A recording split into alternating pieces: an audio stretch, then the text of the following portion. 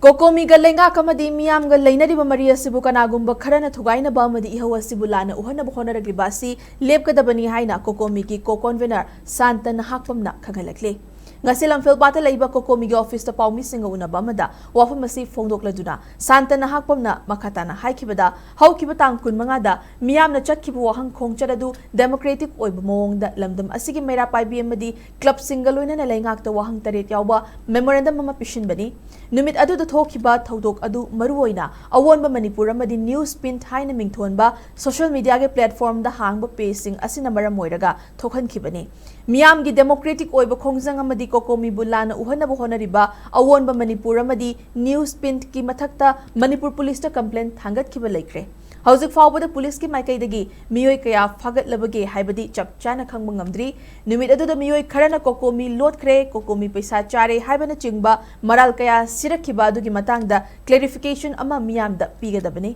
makhoi asina Manipur bu kangkhong chaihanbada chauna mateng pangsinbata natana miyamgi achumba ihaubu nathainabo honari lamdam asida thokliba ihau asida media gi maikhum uplaga vlogger kaya amasu yaure haibasi khangnarabo wafamni Sangsiliba ihau adugi achumba khangdana makhoigi wakhalon pibana ihau asibu aranba lambida chatkhinabagi machak ama oiba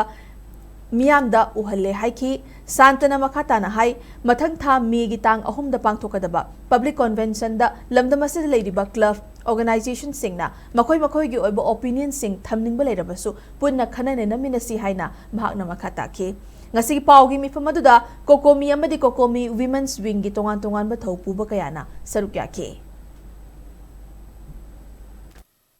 News media makti nataba aduga masagi personal blogger mayam sina paw natraga situation du thagalakpa matamda ima ani duna wangang badu akoi gi Cocomi lot kre haiba tung tang thagalaga adugi mamangda rally la ke thagalamdaba adugi matungda akoina Cocomi na sida mayam yauna press meet tobibado adu thagat piramdaba blogger mayam am leiriba hairiba blogger singsi Manipur gi Imphal West ki SP kai kada akoina su detail khara thagi basu leire aduna akoina mayam da haijaningi se Cocomi da thamiba allegation mayam Cocomi lot kre Cocomi paisa chai adu chai haiba mayam do isa na khangna miyam da akoina tawrami hai taragadi adugi clarification do mafam chana pibi adu piba ngamdaba mi do laikai marakta chatliba adagi club ki manungda organization da yausanba media saraga akoi gi marakta yausanba miyam marakta yausanba adu mayam do akhoi mayam manaraga madu maru phuktalaga madu madu lebaki ihau to matamda mathong maram khangdaba mawongda sarkar ga akhoi ga lainariba mari je thugainaba natraga miyam ga akhoi ga lainariba mari se thugainaba akoina lengak